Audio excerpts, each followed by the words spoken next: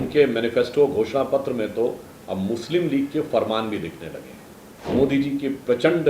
विजय जो अवश्यंभावी दिख रही है, उसके प्रति हताशा और कुंठा में कांग्रेस खतरनाक स्तर के तुष्टीकरण तक जा रही है। क्योंकि कांग्रेस केरल में मुस्लिम लीग के साथ गठबंधन में है, चूंकि वायनाड में मुस्लिम लीग उनका सबसे बड़ा समर्थक है, इसलिए इस मोहब्बत की दुकान में मुस्लिम लीग के वो फरमान आ गए हैं। तो कांग्रेस के असली अरमान भी उभर कर सामने आते जा रहे हैं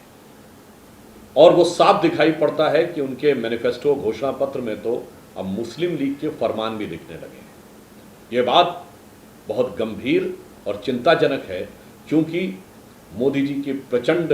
विजय जो अवश्यंभावी दिख रही है, उसके प्रति हताशा और कुंठा में कांग्रेस खतरनाक स्तर के तुष्टीकरण तक जा रही है।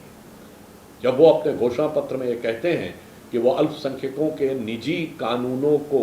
महत्व देकर रखेंगे, इसका अर्थ ये हो गया कि वो पर्सनल लॉ को बजाय समाज को राष्ट्र की मुख्य धारा में लाने के उनके अंदर अलग पहचान और पृथकतावाद की सीमा पर ले जाने की बात करेंगे। जिसमें कांग्रेस पार्टी ये कहती है कि वो अल्पसंख्यकों के खान पान और वेशभूषा को एक अलग स्थान देगी, तो मैं कांग्रेस से पूछना चाहता हूँ कि जैन समाज के खान पान, जो कि सबसे कठिन किस्म का शाकाहारी भोजन माना जाता है, उसके विकास के लिए आज तक कांग्रेस ने क्या स्टैंड लिया है? बौद्ध धर्म के खान पान को लेकर क्या स्टैंड लिया है? सिखों में झटके की बात कही जाती है, उसके लिए क्या स्टैंड लिया? बहुत साफ है, अल्पसंख्यकों से कोई लेना देना नहीं है। ईसाई समाज के साथ जो कुछ हो रहा है केरल में लव जिहाद के नाम पर, उस पर कोई स्टैंड नहीं है। इसलिए हम बहुत साफ शब्दों में कहना चाहते हैं, चूंकि कांग्रेस केरल में मुस्लिम लीग के साथ गठबंधन में है, चूंकि वायनाड में मुस्लिम लीग उनका सबसे बड़ा समर्थक है, इसलिए इस मोहब्बत की दुकान में मुस्लिम लीग के वो फरमान आ गए हैं।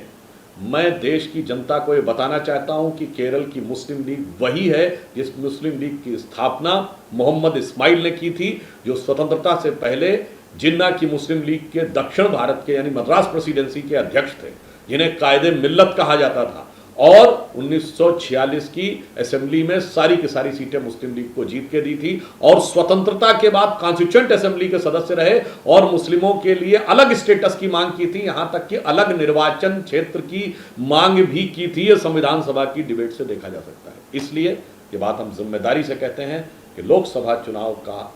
परवान चढ़ने के साथ साथ कांग्रेस के अरमान मुस्लिम लीग के फरमान के रूप में उनके घोषणा पत्र, विचार और उद्देश्य में जिस रूप में दिख रहे हैं, ये देश की राजनीति के लिए एक खतरनाक संकेत है, जो किसी भी कीमत पर,